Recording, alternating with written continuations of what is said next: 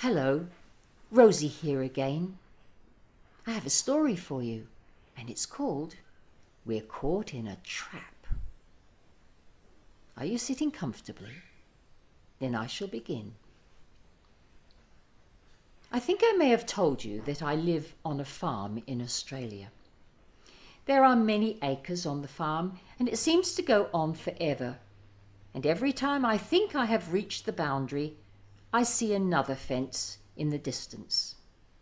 Cattle love it, and they can roam freely and graze on the flat pastures.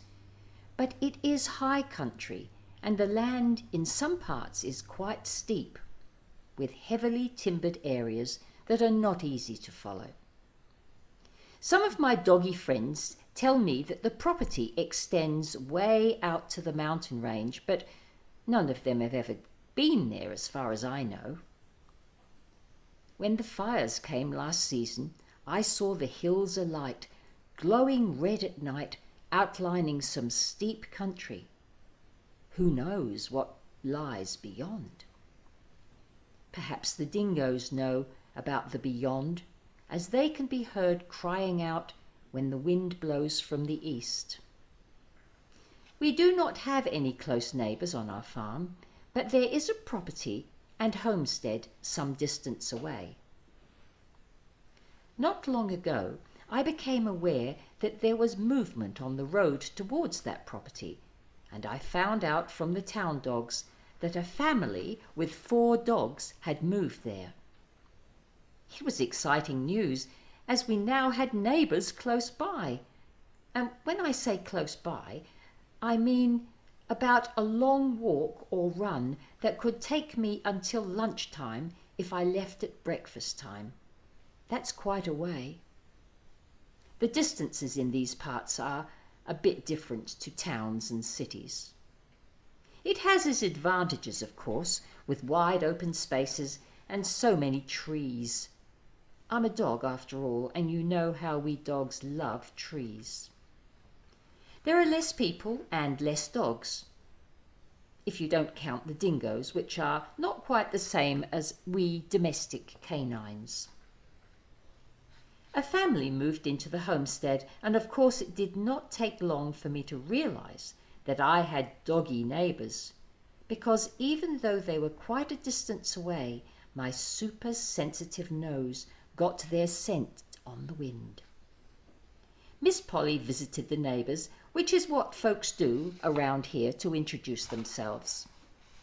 I had to stay in the truck. I could tell these dogs were young and, well, let's say they were city dogs, if you know what I mean. They probably know more than we country dogs about traffic lights and local shops and garbage bins, but they are not aware of the joys and the dangers of living on the land, especially in a remote area. The dogs came and sniffed us, and they seemed already to have claimed the territory as theirs. Dogs do that. We all understand the routine, and that is why we stayed in the truck. A doggy code of politeness. Miss Polly was happy to meet with the young family, and it was a pleasant visit.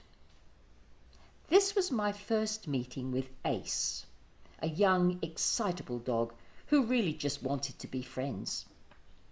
Bundy and Herb were a bit cautious, and Louis was plain scared to come too close.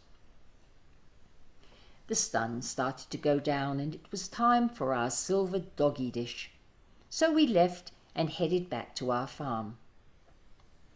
As time went by, we visited the neighbours, and they came to visit us too. We dogs all got on so well that we were able to run freely as a doggy pack. There was the occasional growl, but generally we all got on. One afternoon, a new neighbour, Matt, and his son Jack decided to explore the back of the property and drive down to look at the local creek on a 4-wheel drive farm vehicle he called an ATV. He said to Miss Polly and his wife Tara that he would take the dogs and be back in a few hours. And this was a real treat, as we dogs love to run together. We are pack animals, you know. We ran along aside the ATV, and after a while Lou had to get a ride, as she just was not fit enough. I guess she was not used to such a long run, and to tell the truth, I saw Bundy and Herb were panting more than I was. As I said, they were city dogs. Jack held Lou on his knee and held tight with his other hand, as the track was bumpy and Matt needed to swerve to avoid rocks and logs in the path.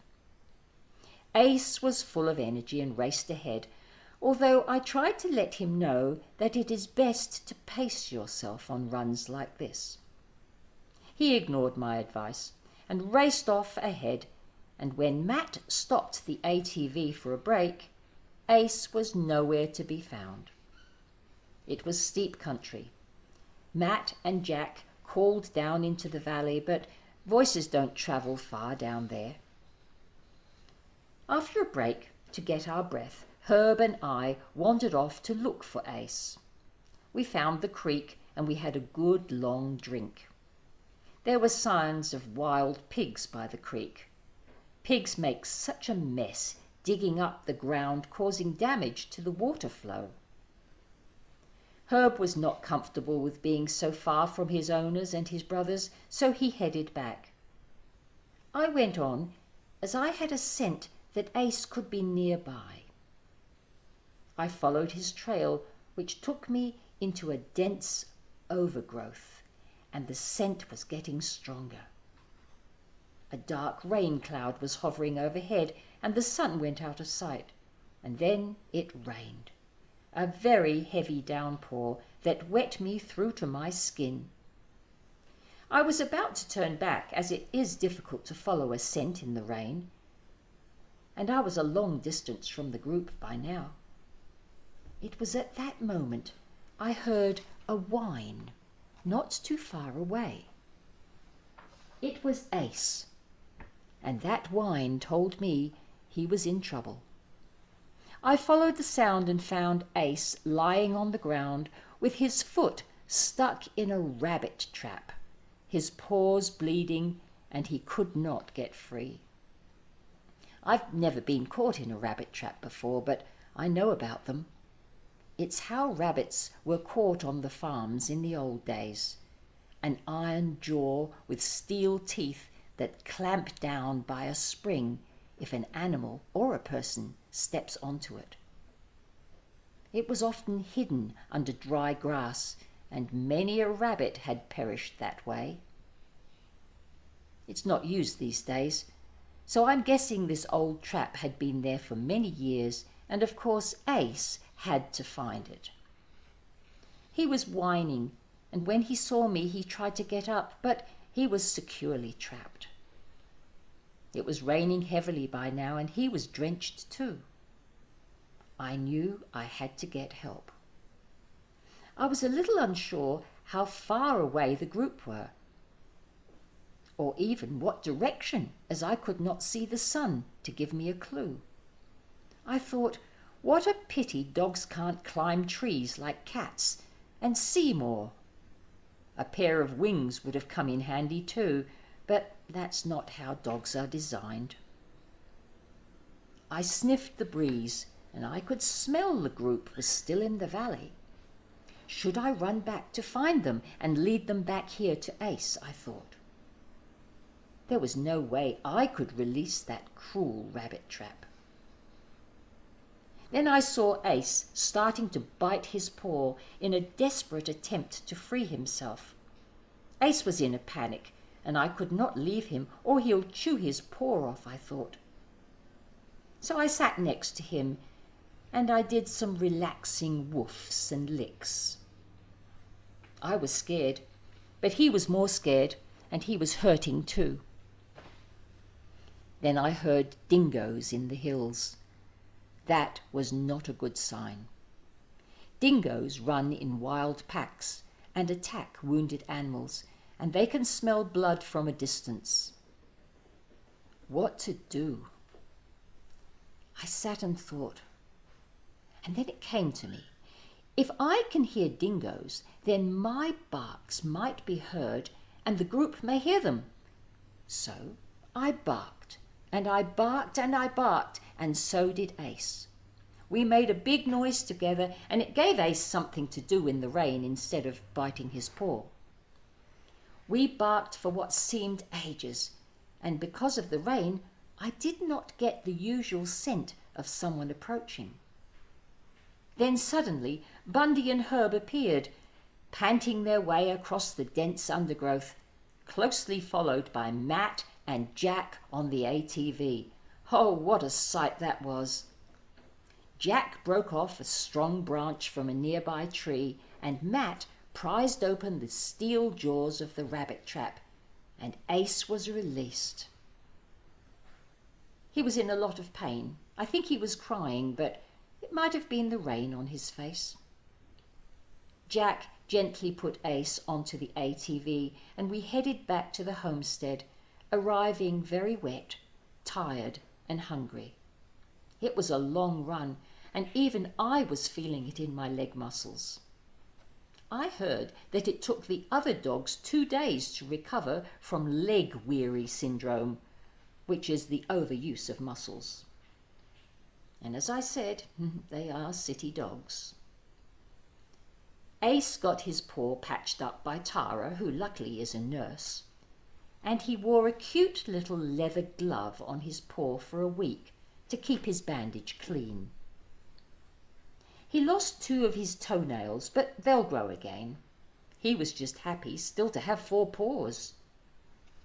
It was an adventure, and we talk about it each time we meet. And of course, Ace and I are best friends. He calls me his paw saver, which is true. I think I was a hero, don't you? But truthfully, I just did the best I could. You'd have done the same. What I do know is that I was happy to help a friend in need. We country dogs call it mateship, and it is a theme in Australia that we're rather proud of. I hope you are a good friend to your mates, and that you have a friend like me, a happy hero dog who is glad to help when needed. Oh, and did I tell you? I was given a special treat by Matt and his wife some days later.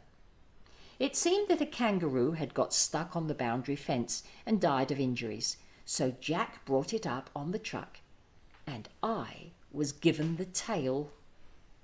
This is a great reward, as kangaroo tails are highly prized by dogs. We are meat-eaters by nature, you know. So I hope you enjoyed this story as much as I enjoyed my kangaroo tail. Bye from Rosie, a hero dog.